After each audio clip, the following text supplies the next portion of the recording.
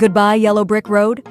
Elton John recently admitted that his newest album left him confronting his mortality and that he just broke down for 45 minutes while recording it with Brandi Carlile. I wrote a song at the end of the album and I just get the lyrics.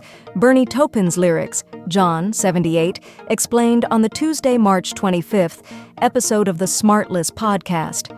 I'm writing the verse like, "Oh, this is really pretty," he continued.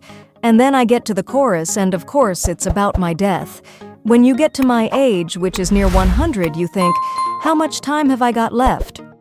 The Rocket Man singer then admitted that he really started thinking about mortality and ultimately got emotional for nearly an hour after his thoughts turned to his husband, David Furnish, 62, and their two sons, Zachary, 14, and Elijah, 12. You've got children, you've got a wonderful husband, you just think about mortality, he said during the podcast. And so when I got to the chorus, I just broke down for 45 minutes, and it's all on film. Carlile, 43, described John's breakdown as both really human and embarrassing.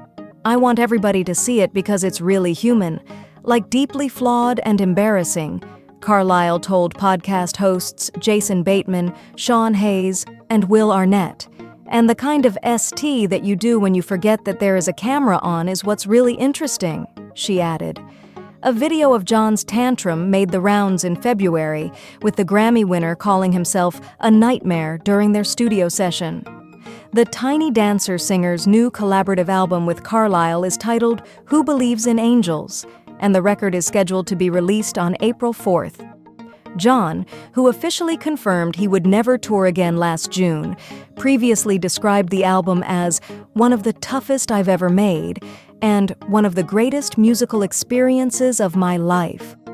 The recording sessions were filmed for the critically acclaimed musical documentary Elton John, Never Too Late, which was released last year. The song Never Too Late, which will be released on Who Believes in Angels, next month, was also recently nominated for Best Original Song at the 97th Academy Awards.